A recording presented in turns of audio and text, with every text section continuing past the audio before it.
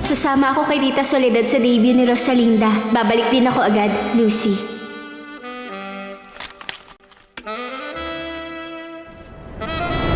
Mali ang mga ginagawa niya. Lalaki ka kaya dapat inaalagaan ka.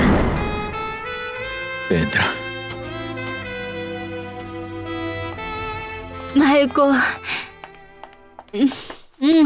Sana nakita mo kung gaano kaganda ang debut ni Rosalinda. Baliw na baliw ang mga tao sa kanya. Masaya ako para sa kanya. Anibal, hanggang kailan mo pa iiralin ang ganyang ugali mo? Ang laki ng pinagbago mo nitong mga nakaraan. Parang wala lang sa'yo Kailangan ko pa sabihin kung bakit? Nakalimutan mo na ba?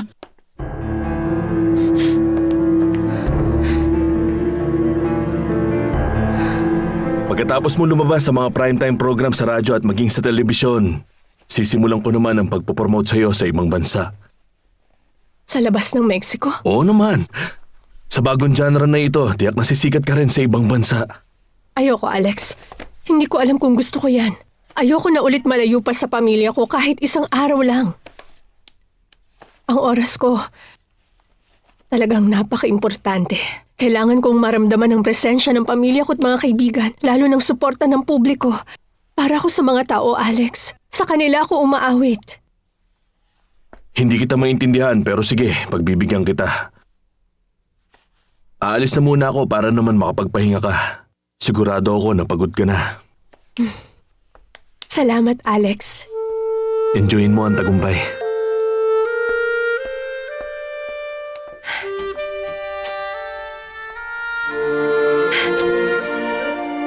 Magpapakasaya ako sa tagumpay ko. Magpapakasaya ako. Ito ang gagawin ko habang may natitira pa akong panahon para mabuhay.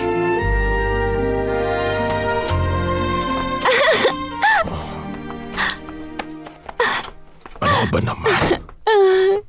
Ewan ko kung paano mo nagawang uminom ng ganyan.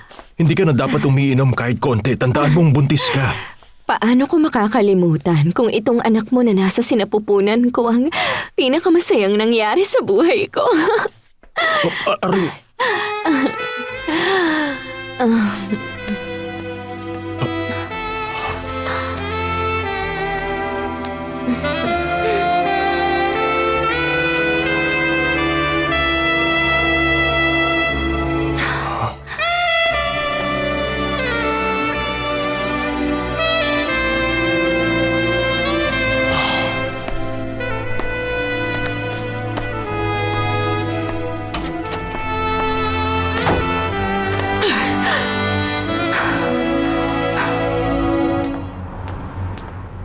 Sabi nila, tagumpay raw ang naging pagtatanghal ni Rosalinda kagabi. Narinig ko nga rin yan. Nagpadala siya sa atin ng ticket para sa pagtatanghal niya ngayon. Sa unahan tayo para kitang-kita natin siya.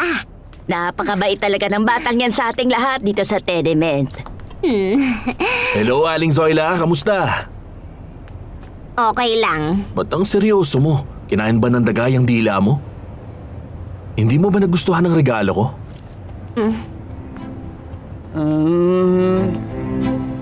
Mauna na ako. Maglalaba pa pala ako.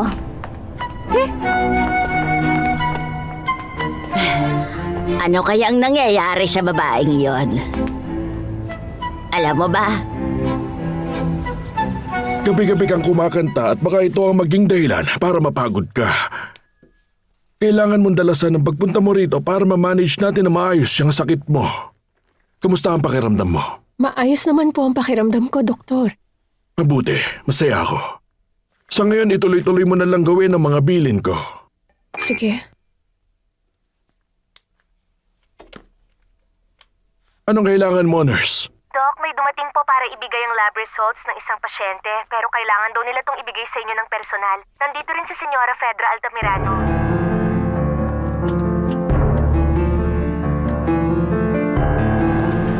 Hindi mo alam kung gaano ako nagpapasalamat na pumayag ka magkape kasama ako. Hindi ako pumunta rito para magkape o makipagkwentuhan.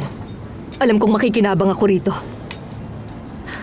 Interesado ka pa bang pabagsakin si Valeria Altamirano? Interesado kung ibigay ang dapat sa kanya. Tutulungan mo ba ako? Heto, kunin mo. Ano ito? Malalaman mo pag binuksan mo. Teka lang. Sabi ko babayaran kita. Huwag ka nang mag-abala, hindi na yun kailangan. Para ka nang nakabayad sa akin pag nakita kong bumagsak na si Valeria Altamirano.